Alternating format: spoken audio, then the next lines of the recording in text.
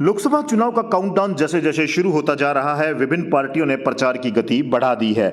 आज रोहतक लोकसभा से कांग्रेस उम्मीदवार दीपेंद्र सिंह हुड्डा ने बादली हलके के अनेक गांवों में जनसंपर्क करते हुए रैया, हसनपुर, कुंजिया, डावला, सुरहेती में जनसंपर्क किया और मतदान की अपील की। इस दौरान सर्वप्रथम वीर शिरोमणि महाराणा प्रताप जी की जयंती के अवसर पर दीपेंद्र हुड्डा ने उन्हें नमन कर श्रद्धांजलि अर्पित की। साथ ही पत्रकारों से बातचीत के दौरान लोकसभा प्रत्याशी दीपेंद्र हुड्डा ने कहा कि हरियाणा में 3 निर्दलीय विधायकों ने भाजपा सरकार से अपना समर्थन वापस लेकर कांग्रेस को समर्थन दिया है। इससे प्रदेश की मौजूदा बीजेपी सरकार अल्पमत में आ गई है। अल्पमत वाली सरकार को सत्ता में रहने का कोई नैतिक अधिकार नहीं है। ये सरकार तुरंत इस्तीफा दे। दीपेंद्र हुड्डा ने राज्यपाल महोदय से मांग की कि इस मामले का संज्ञान लेकर हरियाणा में राष्ट्रपति शासन लगाए और चुनाव कराए। बादली हलके में प्रचार कर रहे और मतदान की अपील कर रहे दीपेंद्र हुड्डा का अनेकों जगह जोरदार स्वागत व अभिनंदन किया गया।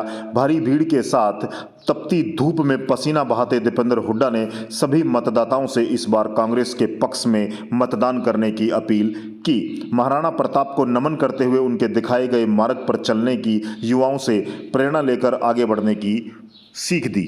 भाजपा के शीर्ष नेताओं की भाषा में प्रथम, द्वितीय और तृतीय चरण के मतदान के बाद जो कटुता और असत्य दिखाई दे रहा है, कहीं ना कहीं ऐसा दिखाई देता है कि शायद जो मतदान का रुझान चल रहा है देश में, वो उनके आशा के हिसाब से नहीं चल रहा।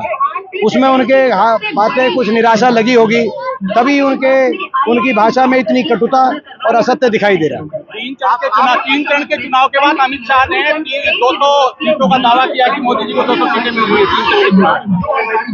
वो तो दावा कुछ भी कर सकते हैं। मैं समझता हूँ दावे पे अब कुछ नहीं होगा।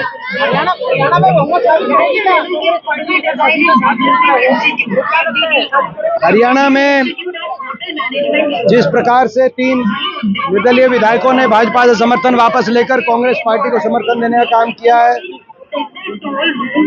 मौजूदा भाजपा सरकार हरियाणा की अल्पमत में आ गई है। आपको याद होगा, इन्होंने 48 विधायकों की लेटर गवर्नर को दी थी।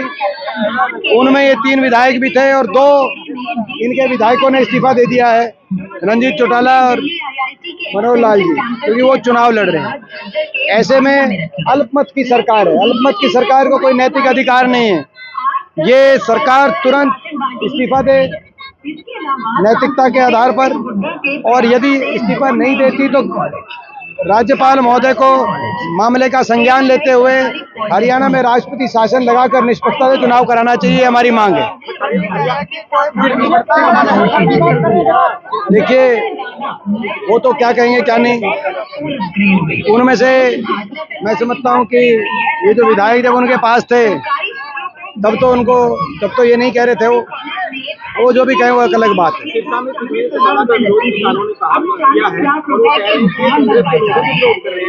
उनकी पार्टी खत्म हो चुकी है, जनाधार समाप्त, ज्यादा कुछ बचा नहीं है।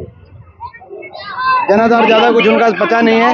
लेकिन ये जरूर है कि जेजेपी पार्टी को लिखित में ये देना चाहिए राज्यपाल महोदय को, जो उन्होंने कल कहा वो लिखित में दें कि वो भाजपा के सरकार के समर्थन में नहीं है और वो भाजपा के अविश्वास का प्रस्ताव आएगा तो उसके समर्थन में है। ये लिखित में अपने सारे विधायकों के दस्तखत कराकर राज्यपाल महोदय को देना चाहिए, नहीं तो इन पे कौन विश्वास करेगा। इन्होंने तो ये तो विश्वासघाती पार्टी के नाम से ये प्रख्यात हो गए पूरे देश में। हर बात पे लेकर इन्होंने लोगों का विश्वास रखा नहीं, तो इसीलिए अब ये जो कह रहे हैं इसको सिद्ध करने के लिए राज्यपाल महोदय को लिखित में दें कि हम अगर कांग्रेस अविश्वास प्रस्ताव ला रही है उसके पक्ष में है, और सारे विधायकों के दस्तखत कराएं और राज्यपाल महोदय के पास अपनी चिट्ठी भेजें और सार्वजनिक करें मीडिया में।